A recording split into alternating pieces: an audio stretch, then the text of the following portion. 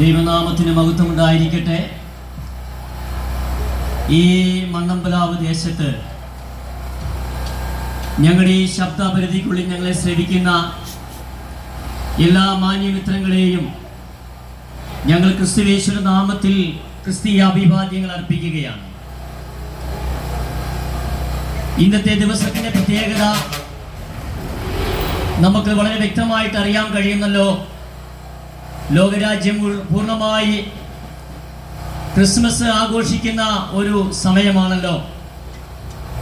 സ്റ്റാറുകൾ തൂക്കിയും പുൽക്കൂടുകൾ ഉണ്ടാക്കിയും കേക്കുകൾ മുറിച്ചും മധുരപലഹാരങ്ങൾ പങ്കിട്ടും ബന്ധുവീട്ടിൽ യാത്ര ചെയ്തും ടൂറുകൾ നടത്തിയും പാർട്ടികൾ നടത്തിയുമൊക്കെ ക്രിസ്മസ് ആഘോഷിക്കുമ്പോൾ അതിന് നടുവിൽ ക്രിസ്തു ആരാണ്, ക്രിസ്തു എന്തിനാണ് ഈ ഭൂമിയിലേക്ക് വന്നതിനെ കുറിച്ച് അല്പമായി ഞങ്ങളോട് സംവാദിക്കുവാൻ ദൈവം ഞങ്ങളുടെ ജീവിതത്തിൽ ഒരുക്കിയ അവസരങ്ങൾക്കായി ഞങ്ങൾ ദൈവത്തിന് സ്തോത്രം ചെയ്യുകയാണ്.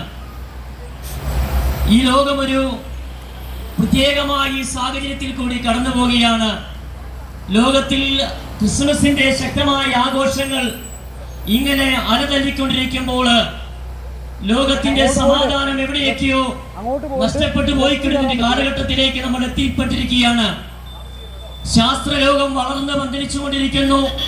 മനുഷ്യന്റെ മസ്തിഷ്കം ശാസ്ത്ര ഗവേഷണ നിരീക്ഷണങ്ങളിലൊക്കെ വ്യാപൃതമായിരിക്കുന്നു. മനുഷ്യൻ അവലംബിച്ച മാർഗമൊന്നും അവന് അസാധ്യമായിരുന്നില്ല. ചന്ദ്രന് വരെ ഈ മനുഷ്യന്റെ പാദപ്രശ്നമേൽക്കുന്ന കാര്യം സാധ്യമായിരിക്കുന്നു. അങ്ങനെ കണ്ടുപിടുത്തത്തിന്റെ ലോകത്തിലേക്ക് മനുഷ്യൻ അതിവേഗം പാഞ്ഞുകൊണ്ടിരിക്കുന്ന ഈ കാലഘട്ടത്തിൽ കാളവണ്ടി യുഗം മാറി കമ്പ്യൂട്ടർ യുഗത്തിലേക്ക് എത്തപ്പെട്ടിരിക്കുകയാണ്. കണ്ടുപിടുത്തത്തിന്റെ ലോകം വളരെ ശക്തമായി വളർന്നു വന്നിരിക്കുന്ന ഈ കാലഘട്ടത്തിൽ മനുഷ്യന്റെ ഒരു കോശത്തിൽ നിന്നും അതേ സ്വഭാവത്തിലും അതേ നിറത്തിലും അതേ ഗുണത്തിലുമുള്ള മറ്റൊരു മനുഷ്യനെ ക്രോണിങ്ങിൽ കൂടി സൃഷ്ടിച്ചെടുക്കാമെന്നുള്ള വാർത്തയൊക്കെ നമ്മൾ പത്രമാധ്യമങ്ങൾ കൂടി വായിച്ചതാണ്. അങ്ങനെ കണ്ടുപിടുത്തത്തിന്റെ ലോകത്തിൽ എത്തിയിരിക്കുമ്പോൾ മനുഷ്യന്റെ സമാധാനം എവിടെയൊക്കെയോ നഷ്ടപ്പെട്ടു പോയിരിക്കുന്നു. ക്രിസ്മസ് വിവിധയിടങ്ങളിലും ആഘോഷിച്ചുകൊണ്ടിരിക്കുമ്പോൾ മനുഷ്യ സമാധാനം എവിടെയൊക്കെ അന്യമായി തീർന്നിരിക്കുന്ന ഒരു കാലം നമ്മൾ മറന്നു പോകാതിരിക്കട്ടെ. ഇവിടെ കള്ളക്കടത്തും കരിഞ്ചന്തയും കൊള്ളയടിയും കൊലപാതകവും ഒക്കെ മനുഷ്യന്റെ സദാചാരമായി മാറിക്കഴിഞ്ഞിരിക്കുകയാണ്. അറവുകാരന്റെ ഹിംസാപ്രസംഗവും മദ്യപാനിയുടെ മദ്യനിരോധന പ്രഭാഷണങ്ങളും ഒക്കെ വർദ്ധിച്ചുകൊണ്ടിരിക്കുന്ന കാലഘട്ടത്തിലേക്ക് നമ്മൾ എത്തപ്പെട്ടിരിക്കുകയാണ്. എവിടെയും അസമാധാനത്തിന്റെ കാഴ്ചകളാണ് കാണുവാൻ കഴിയുന്നത്. കുടുംബ ബന്ധങ്ങൾ ഹാലേറെ തകർന്ന് തരിപ്പണമായിക്കൊണ്ടിരിക്കുന്നു. കുടുംബ ബന്ധങ്ങൾ വേണ്ട എന്ന് പറഞ്ഞുകൊണ്ട് മനുഷ്യൻ ആത്മഹത്യക്ക് വേണ്ടി തുനിഞ്ഞുകൊണ്ടിരിക്കുന്ന ഒരു കാലഘട്ടത്തിലേക്ക് നമ്മൾ എത്തപ്പെട്ടിരിക്കുകയാണ്. എവിടെയുമൊക്കെ അസമാധാനത്തിന്റെ കരിനിഴൽ ആമേൻ ഇങ്ങനെ ഉണ്ടായിക്കൊണ്ടിരിക്കുന്ന ഒരു കാലഘട്ടത്തിലേക്ക് ജനലക്ഷങ്ങൾ ആയിക്കൊണ്ടിരിക്കുമ്പോൾ അതിന് നടുവിൽ എവിടെയാണ് ഈ സമാധാനത്തിന് വേണ്ടി വാവിട്ട് കരയുന്ന നീതിപീഠത്തിന് മുമ്പിൽ വാവിട്ട് കരയുന്ന അമ്മപങ്കന്മാരുടെ നാടായിരിക്കുന്ന ഒരു കാലഘട്ടത്തിലേക്ക് നമ്മളായിരിക്കുകയാണ്. മനുഷ്യനെ സ്നേഹിക്കാൻ കഴിയുന്നില്ല. മനുഷ്യനോട് സ്നേഹം കാട്ടുവാൻ കഴിയുന്നില്ല. നാം കഴിഞ്ഞ ദിവസം പത്രത്തിൽ ഇങ്ങനെ വായിച്ചാണ്, ഗൾഫിലൊരു രാജ്യത്തിൽ ഒരു പിതാവ് തന്റെ 7 മാസം പ്രായമുള്ള പിഞ്ചോമനയെ ചുമരിലടിച്ച് കൊന്ന വീട്ടിൽ ഹാരനെ കൊന്നുകളഞ്ഞ കാര്യം നമ്മൾ വളരെ വ്യക്തമായിട്ട് മനസ്സിലാക്കാൻ കഴിയുന്നു. സംസ്കാരിക പട്ടണം എന്ന് പറയുന്ന തിരുവല്ലായിൽ ഇങ്ങനെ ഇതേ ഒരു സംഭവം ആവർത്തിക്കുവാനിടയായി തീർന്നു.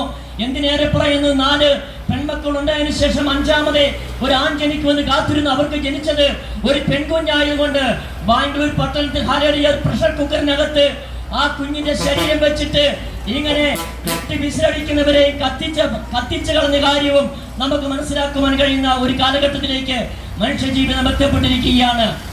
അങ്ങനെ എവിടെയൊക്കെയും അസമാധാനത്തിന്റെ കഴിഞ്ഞിരുന്ന നീങ്ങിക്കൊണ്ടിരിക്കുന്ന സമയത്ത് അസമാധാനത്തിന് വേണ്ടി മനുഷ്യൻ ഇങ്ങനെ ബന്ധപ്പെട്ട് ഓടിക്കൊണ്ടിരിക്കുകയാണ്. ഇത് സമാധാനം ലഭിക്കുവാൻ വേണ്ടി മനുഷ്യൻ കണ്ടുപിടിച്ചിരിക്കുന്ന ഒരു സൂത്രവാക്യം എന്ന് പറയുന്ന മദ്യപാനമാണ്, വെറിക്കൂത്താണ്, മയക്കുമരുന്നാണ്.